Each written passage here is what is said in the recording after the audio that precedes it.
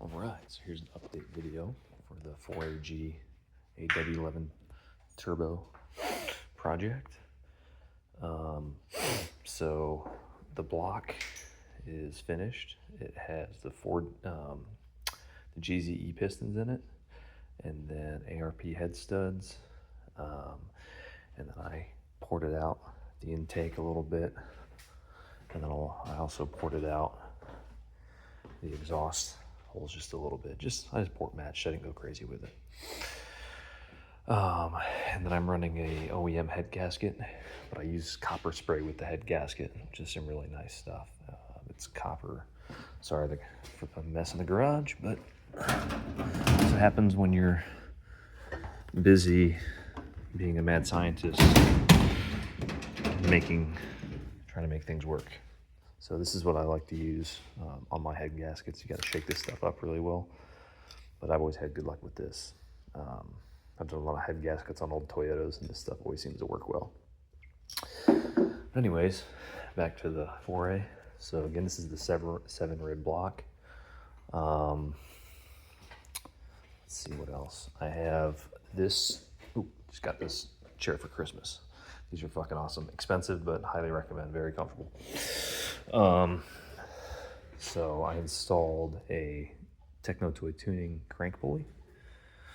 And also installed a trigger wheel. I tried to initially install the trigger wheel on the back, but there just isn't enough space back here between the timing cover and the pulley. So you have to install it on the front, which means you have to use longer bolts here to install it into the holes back there. This is all theoretical. I haven't ran this engine yet, so I have ran 3SG-TE with the coil on plug setup in the past, but I've never done it on a 4A, so I'm assuming it should be fairly similar. This is the hall sensor that I mounted. So some companies sell them that mount here from the bottom of the oil pan. There's 2 bolts here, and then they have it come out here. There's another company, I think, that sells one that goes like right here, comes to the side. I just went ahead and mounted it between the alternator bracket and the block. And I just basically just used this piece of steel to mount it. Drilled a hole for the sensor, and then drilled a hole where this bolt is at on the lower alternator mount. Again, theoretical. I have yet to test if the alternators, having this in between is going to affect the alternator position. I don't think it will. I was kind of playing with it, and I think it's pretty adjustable. So it may, but I don't foresee that being an issue. And if it is, then I'll just have to relocate it, figure something else out. Other issue I ran into was the AC compressor that came with this car. Because this car is a supercharged chassis and it came with an NA motor, for some reason they didn't provide the NA AC compressor. They provided the supercharged compressor. So if anybody out there wants a supercharged compressor, let me know. I will sell this for a reasonable price or trade it for an NA compressor. And then just boxes of miscellaneous parts here. So this is stuff that I'm not going to be using. This is new parts. And these are parts that we'll be reusing, OEM parts, and then also new parts here. So lots of gauges and stuff. Intake manifold. I deleted the evap system on the car. So this is actually an evap block-off plate that's meant for a Toyota 4Runner. So I'm going to... It almost fits this, almost. So what I'm going to do is I'm going to get a bigger drill bit and just drill this out and then seal it off so I can seal off the evap right there.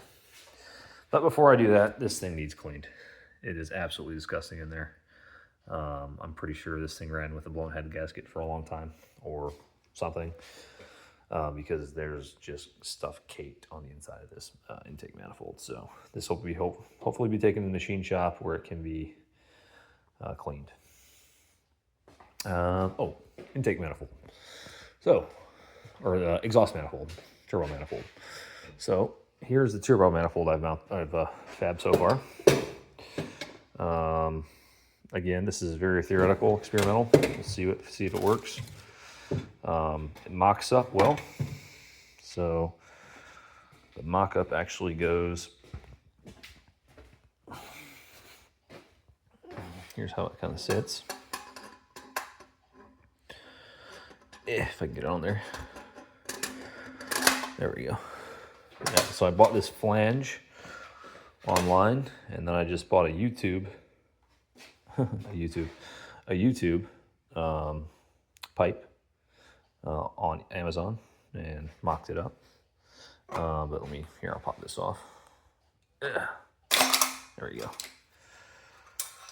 But I'm hoping that I'll have enough clearance for the turbo. Idea being that since the distributor is being deleted, since I'm going coil unplug, that should free up space here for the small turbo. I'll kind of show you what I'm dealing with here for the turbo.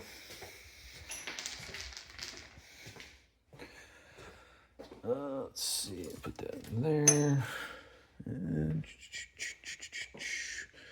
what do I need? I'll put the gasket on first too, because the gasket actually makes a difference in terms of how far the turbo sticks out. So throw the gasket on, and then I'll show you guys. Let's see. There we go, like that. And that's gonna go like that, like that. And then I'll get a little bolt or a little nut.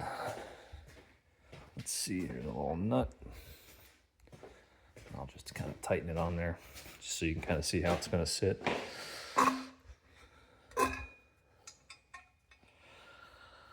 Yeah. There's the damn thing on there. Yeah, and of course it wants to fight me. Old rusty studs. Always fun. Always a good time. Of course. Let's see. There we go. 15. Should be a 14, but it's a 15. That's fine, whatever.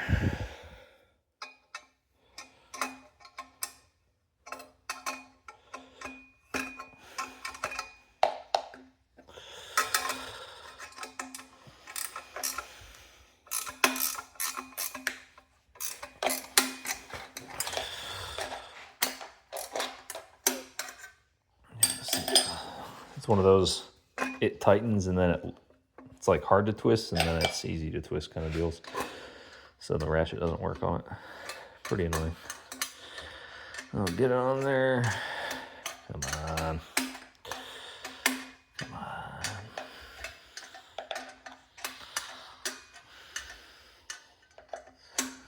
Almost. Come on. Lord. It's always fun part of put manifolds on. You can't fit an impact in there. So you gotta do it the old school way. And everything's nice and tight on the 4AG MR2 life. Yeah. And that's almost on there. Yeah. Yeah. Just make an hour-long video of me putting this freaking nut on. Good Lord. There. Okay. Yeah. So that's how it's going to kind of go. And then turbo. I've ran Garrett's in the past, but I actually bought a CX Racing turbo and gave it to a friend who beat the piss out of it on his Skyline, and it ran flawlessly. So that kind of sold me on CX turbos. They're cheap, and they seem to work well. So we'll see how this guy works. It's just a small, I think it's like a 2860 RS clone kind of thing. But this is kind of how it's gonna kind of sit, hoping that that is going to be, well, it's more like right there. That is going to be enough space. We don't know. We'll find out. Good chance it won't. Good chance it won't fit. If that's the case, well, then I'll just reposition the manifold and figure something else out. Or mock something else up. But that's the plan for now. So yeah.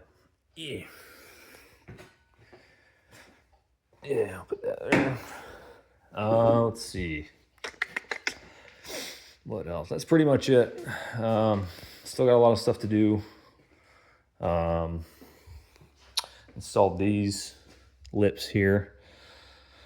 Really expensive, like almost $80 on eBay for these stupid little plastic lips, or what is it, like headlight guard or whatever. Kind of a pain in the ass to install too. So yeah, that's pretty much it. If you guys have any questions or comments, just let me know. I'll keep you updated on the build and let you know how everything's going. See you.